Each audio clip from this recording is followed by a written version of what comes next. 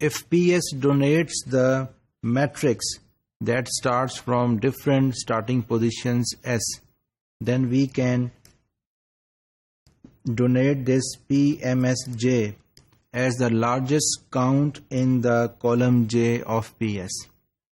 So we will see these details later on. Here we can see this MPS donates the maximum count within a column.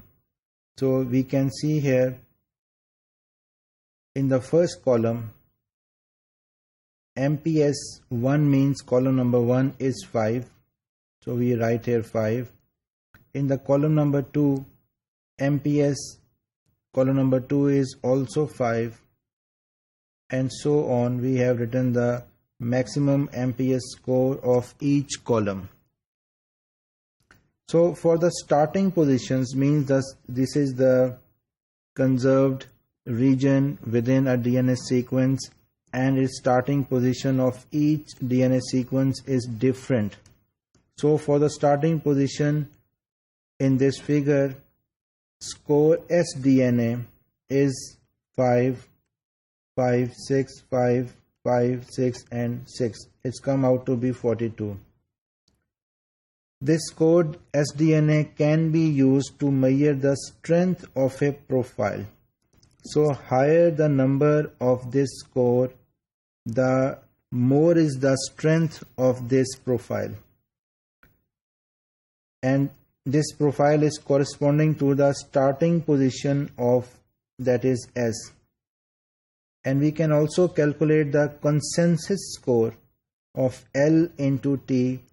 L means the size of the motif and T is the number of DNA sequences.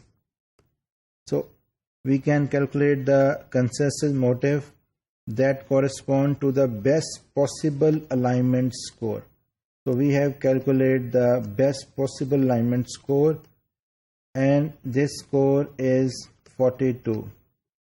So if we find to calculate the other possibilities of this alignment, we will get the score less than 42.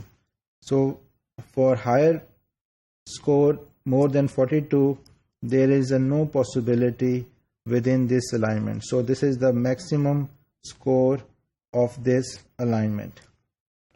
So here we can define the consensus score as sDNA sigma L j is equal to 1 MPS j. So it means that we write this equation as MPS 1 plus MPS 2. We have already seen the score of MPS of each column. So the meaning of this equation is that we will calculate the MPS score of each column, and then we will calculate the last column score, and we will get the total. So the score in the last figure we can calculate.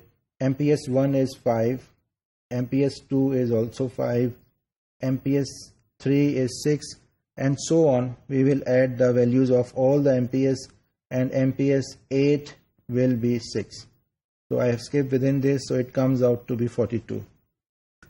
So we can also, I have told you, can calculate the consensus score of this alignment, and a consensus score of this one is however correspond to the worst possible alignment, because it contains all the mix of the nucleotides.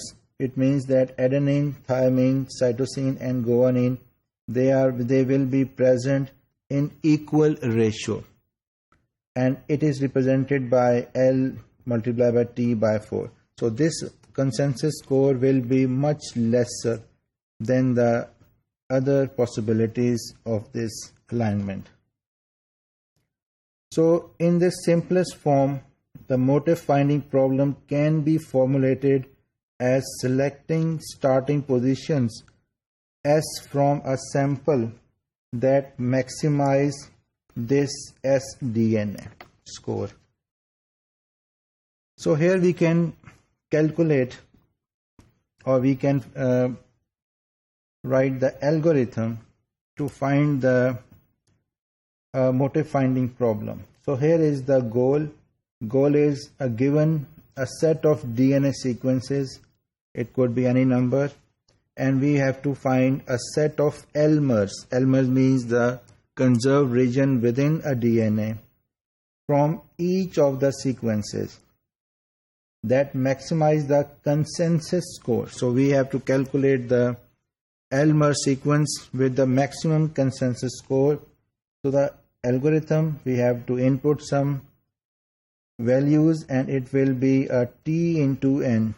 So T is the number of DNA sequences and N is the number of that specific motif. Matrix of DNA and the length of pattern to find. So we have to find the pattern, and we will get the output in the form of an array of T starting positions. T is the number of DNA sequences and S is the starting position, S1, S2 up to the last ST. And what we will get is the maximum score of that alignment. We have seen that we can calculate the maximum consensus score within the DNA sequences having a specific motif length. By doing so, we will get the maximum score of the DNA.